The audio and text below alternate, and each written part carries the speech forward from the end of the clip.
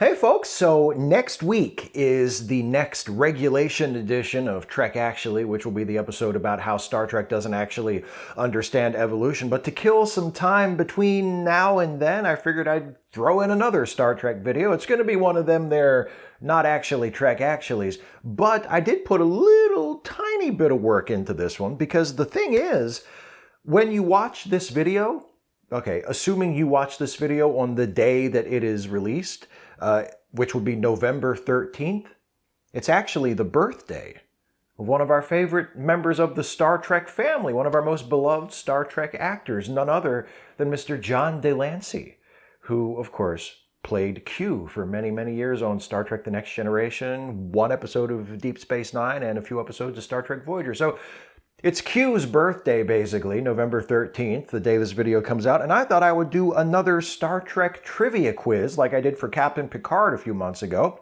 And this time, the questions would all be about Q. We'll do a little Q tribute video in honor of John Delancey's birthday, and I'll ask you some questions, and you will answer some trivia questions about Q. So I came up with 15 questions, which is more than last time. The Captain Picard video was 10 questions, and I just came up with so many cool, fun, interesting questions about Q that I couldn't narrow it down to 10, so I did 15. So I'm going to ask you the questions, and then, unlike last time where I saved up and gave you the answers all at once at the end, I'm just going to go ahead and give you the answers at the end of each question so you can keep track as we go and you can figure out how you did along the way. So let's start our Q-themed Star Trek, Trek Actually, whatever the hell we're calling it, trivia quiz.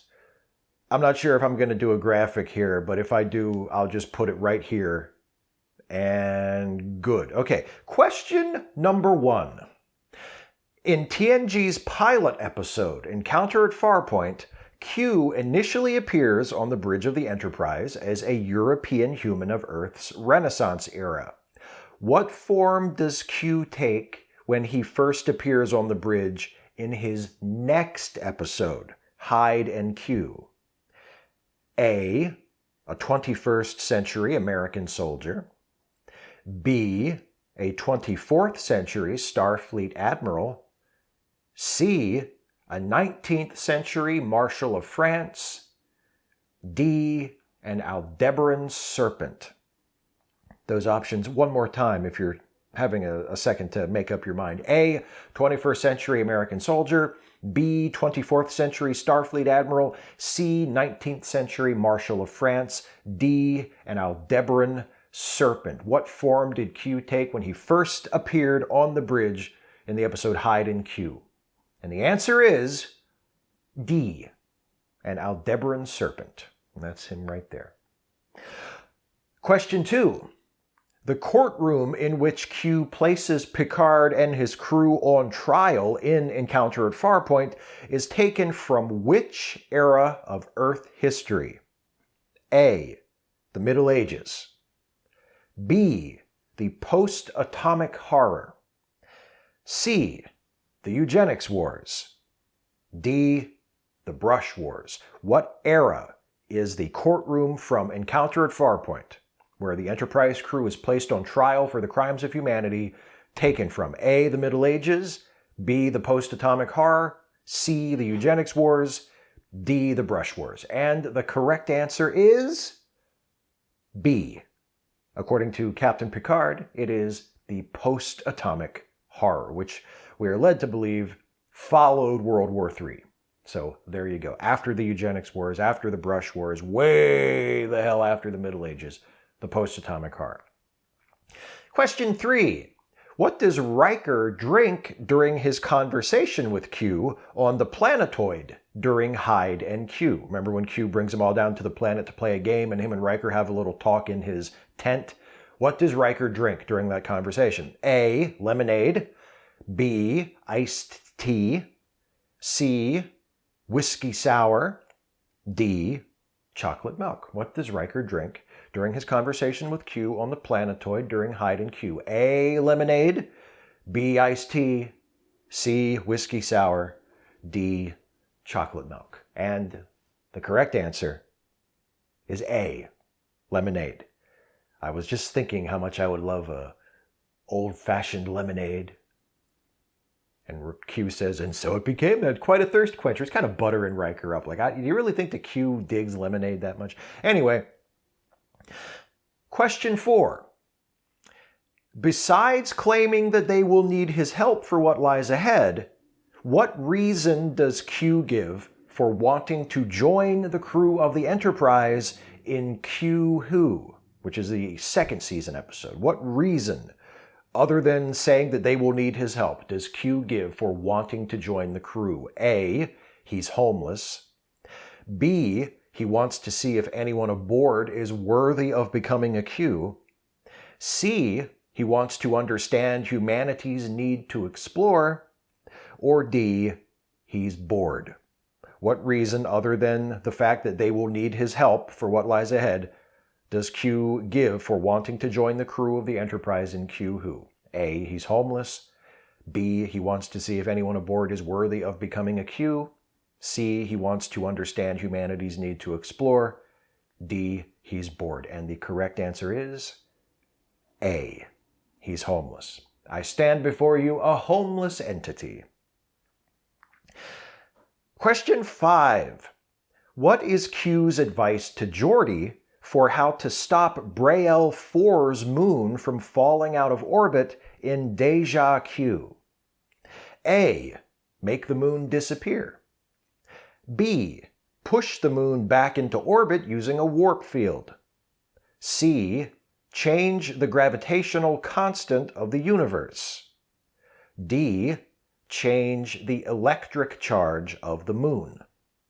What advice does Q give Geordi for how to stop Braille 4's moon from falling out of orbit in Voyager Q? A, make the moon disappear. B, push the moon back into orbit using a warp field. C, change the gravitational constant of the universe. D, change the electric charge of the moon. And the correct answer is, of course, C, change the gravitational constant of the universe. How are you supposed to do that? You just do it. Q, Geordi is trying to explain that changing the gravitational constant of the universe is beyond our abilities. Oh, well then never mind. Question 6. Also in Voyager Q, Q first exclaims, "Ow!" after suffering from back pain. What does Q say ow for the second time? Why does Q say ow the second time? A, Guinan stabs him with a fork. B, he falls to the floor after being attacked by the Calamarain. C, Worf manhandles him in the brig. D, he's hungry. Why does Q say ow for the second time in the episode Voyager Q? A, Guinan stabs him with a fork. B, he falls to the floor after being attacked by the Calamarain. C, Worf manhandles him in the brig. D, he's hungry. Correct answer is D, he's hungry. He's not quite sure what he feels. That's why he goes, ow, I think. And he tells Dr. Crusher what's going on, and she's like, maybe you're hungry, with just a lot of attitude, because not a fan of Q is Beverly Crusher. Question 7. In Cupid, where does Q offer to take Picard as payback for helping him during his previous appearance? A, to the ruins of Tagra 4. B, to the ruins of Tagus 3. C, to walk along the rings of Tautine. D, Sherwood Forest. Where does Q offer to take Picard as payback for helping him during his previous appearance? A, to the ruins of Tagra 4. B, to the ruins of Tagus 3. C, to walk along the rings of Tautine. D, Sherwood Forest. The correct answer is B, to the ruins of Tagus 3, which are off limits to outsiders. And after Picard blows him off and says, I'm not interested, Q then offers to take him back in time to Tagus 3 as it was 2 billion years ago, where, according to Q, they really knew how to party. Question 8. Why does Q come to Deep Space Nine? in the DS9 episode Q-less? A, he's curious about the wormhole. B, he mistakenly thinks Captain Picard is there. C, he wants to reunite with Vash. D, he wants to box with Commander Sisko. One more time, why does Q come to Deep Space Nine in his one and only Deep Space Nine episode, Q-less? A, he is curious about the wormhole. B, he mistakenly thinks Captain Picard is there. C, he wants to reunite with Vash. D, he wants to box with Commander Sisko. And the correct answer is C. He wants to reunite with Vash, who he became partners with at the end of Cupid. He does box with Commander Sisko in that episode, quite famously, where he's, fisticuffs, oh how barbaric, and Sisko just punches him right in the face and knocks him down. Very famous scene from that episode, but that is not Q's plan going in. He just wants to hook back up with Vash. That's why he's on Deep Space Nine. Question 9. In the TNG episode True Q, what does Q muse might be his reason for visiting the Enterprise so often? A, to make fun of Worf. B, to listen to Picard's speeches. C, to tease Riker about his beard. D, because the Enterprise crew are his only friends. In the episode True Q, what does Q muse might be his reason for visiting the Enterprise so often? A, to make fun of Worf. B, to listen to Picard's speeches. C, to tease Riker about his beard. D, because the Enterprise crew are his only friends. And the correct answer is B. Jean-Luc, sometimes I think the only reason I come here is to listen to these wonderful speeches of yours. He does make fun of Worf quite often. He has teased Riker about his beard, and he has said, not of the Enterprise crew as a whole, but of Captain Picard, that Captain Picard in all the universe is the closest thing he has to a friend. But the correct answer to this question is B. He says, maybe, jokingly, to listen to Picard's speeches. Question 10. In Tapestry, Q appears to Picard dressed in a Starfleet captain's uniform as usual and as a white-clad godlike figure, but also as a bartender, a flower deliverer, and a member of what other occupation? A, Starfleet cadet. B, doctor. C, police officer. D, monk. In the episode Tapestry, Q appears as his typical form is as a Starfleet captain. He appears as a godlike figure. He also appears as a bartender and a flower deliverer. And what else? Starfleet cadet, doctor, police officer, monk. The correct answer for this question is B. He appears as a doctor on the Enterprise after Picard has changed history and returned to the present and found himself no longer the captain, but a lowly lieutenant junior grade assigned to astrophysics. And he goes to sickbay hoping that Beverly is there, able to help him, and instead of Beverly, he finds Q dressed as a 20th century doctor, lab coat and all, who spins around in his chair and says, well, what seems to be the trouble, Lieutenant Picard? One of my favorite scenes in that episode. One of my favorite episodes. So yeah, doctor. I don't think he ever appears as a cadet, and he never appears as a police officer in the series, but in Hide and Q, he does appear briefly as a monk. But in Tapestry, I'm looking for doctor is the correct answer. Question 11. In TNG's final episode, All Good Things, what are Q's parting words to Picard? A, the trial never ends. B, au revoir, mon capitaine. C, goodbye, Jean-Luc, I'm going to miss you. Or D, see you out there. What are Q's final words to Picard in All Good Things, the TNG series finale? A, the trial never ends. B, au revoir, mon capitaine. C, goodbye, Jean-Luc, I'm going to miss you. D, see you out there. And the correct answer is D. See you out there. He doesn't say au revoir, mon capitaine in that episode, but he does say the trial never ends, and he also does say, goodbye, Jean-Luc, I'm going to miss you. You had such potential, but then again, all good things must come to an end. He says that earlier in the episode. His final words to Picard are, see you out there. Question 12. During the hearing to determine if Quinn should be allowed to commit suicide in the Voyager episode Death Wish, which famous Earth scientist does Q call as a witness? A. Leonardo da Vinci. B. Isaac Newton.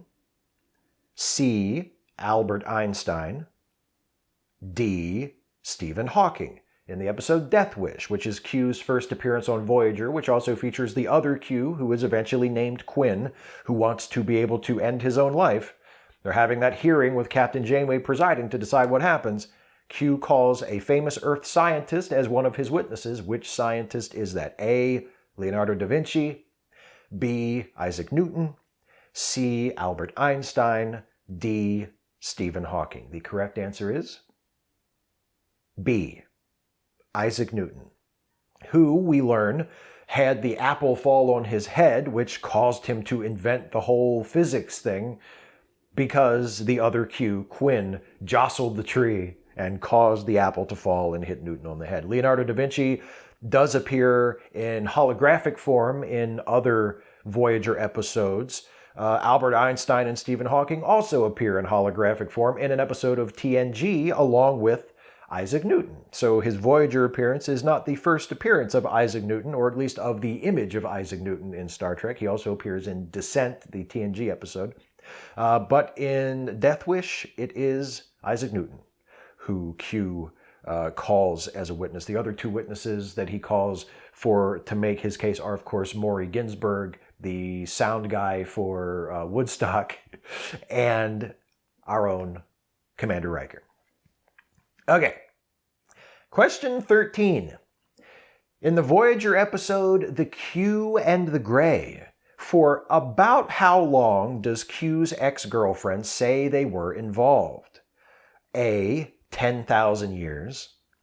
B. 4 billion years. C. 5 billion years. D. Since the beginning of time.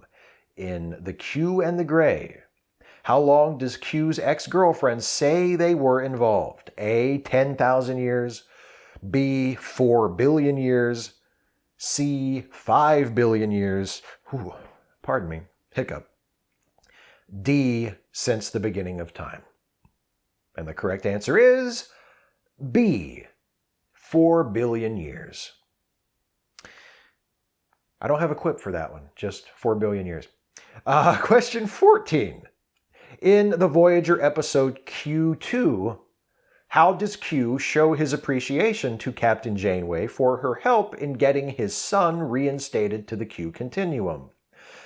A. Showing Janeway a shortcut to take 3 years off their journey home. B. Moving Voyager 50% closer to Federation space. C. Giving Janeway a puppy. D. Moving Voyager beyond the limits of Borg space. What does Q do for Captain Janeway to show his appreciation for her help in the episode Q2? A. Showing Janeway a shortcut to take 3 years off their journey home. B. Moving Voyager 50% closer to Federation space. C. Giving Janeway a puppy. D. Moving Voyager beyond the limits of Borg space. The correct answer is A. Showing Janeway a shortcut to take 3 years off their journey. He gives her a map and says, if you go by this path, it'll shave 3 years off your journey home. And Janeway says, why not just take us all the way home? And he said, I'm trying to set a good example for my kid. I can't do all the work for you. Bye! And that's the last time we ever saw Q. He does offer Janeway a puppy at some point, and Kes actually moves Voyager beyond the limits of Borg space as her parting gift to the crew when she leaves the ship. But it doesn't really make a difference because the Borg keep turning up in Voyager for the rest of the run anyway, so it's kind of like, thanks for nothing, Kes.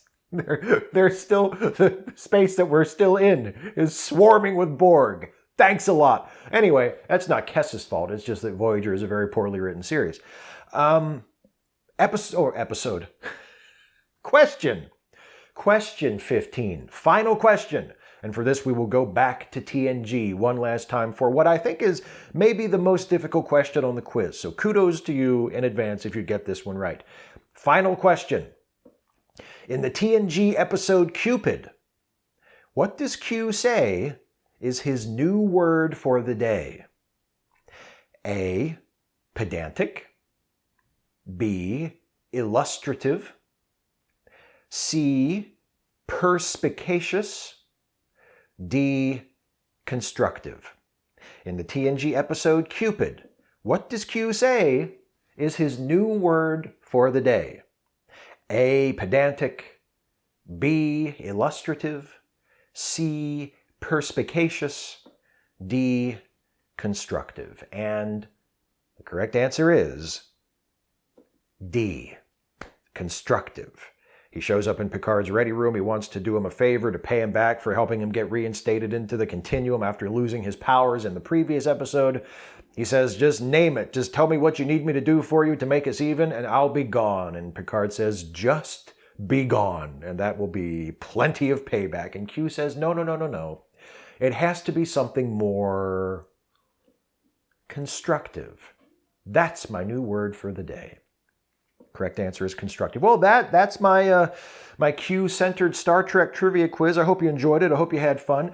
Please, in the comments, let us know how you did. If you got everything right, if you got everything wrong, if you did better than you thought you would, if you did a lot worse than you thought you would.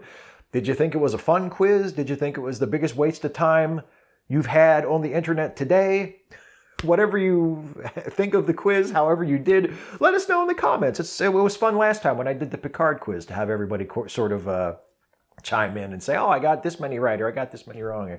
I did a lot better than I thought I would, or oh shit, I thought I knew something about Captain Picard, but I bombed the quiz. As I said last time, it's just for fun. If you got every question wrong, it doesn't mean that you're not a Star Trek fan, or, like I anticipate maybe someone saying, oh, Q is my favorite character, and then they get a bunch of questions on the quiz wrong, and they start thinking, gee, is Q my favorite character? It's all just for fun. If you don't know all of this trivia about Q off the top of your head and you got some questions wrong, that's completely fine. That's not what this is about. It's just to have fun. So it doesn't mean anything. It's not a test of your fandom or your commitment to Star Trek. It's just for fun. So hopefully we all had fun playing the quiz. Let me know, let all of us know how you did in the comments. Also, before I go, as I always do at the end of these Trek Actually videos, if you're not listening to the Ensign's Log, the Star Trek themed comedy podcast I co-host with Jason Harding, the Ensign's Log is hilarious and awesome, and we're so happy to do it and so proud of it. And if you like these Star Trek videos that I do and you haven't listened to the Ensign's Log, check out the Ensign's Log. I think you'll really like it. It's linked in the description. You can listen on the website or on SoundCloud or subscribe via RSS using your favorite podcast listening app. I really think you'll dig the Ensign's Log if you haven't been listening. And also, if you are a Patreon patron of mine at any level, and you haven't voted in the poll to determine the topic of December's Trek Actually video, the poll is still open for 2 more days as of the day this video goes online. The poll closes on Friday because that's the day I'm shooting the next video, so I kind of need to know what the topic of the one after that is going to be so I can announce it. But you have until, I think, noon Eastern Time Friday is when the poll closes. So you can still go and vote for December's Trek Actually topic, patreon.com/Steve Shives. My patrons allow me to continue to do this. $5 or more gets you a shout out at the end of a regulation Trek Actually video, but a donation, a subscription, whatever you want to call it, a patronage of any amount, $1 a month on up, gets you the right to vote in the polls to determine future Trek Actually videos. So keep that in mind if you're thinking of becoming a patron. And yeah, next week is the next regulation episode of Trek Actually, and the subject will be Star Trek doesn't actually understand evolution. That should be a lot of fun. So I will see you next week for that video. I hope you enjoyed the Q-themed Star Trek trivia quiz for this video. Happy birthday, John Delancey. Thank you all for watching, and I'll see you next time.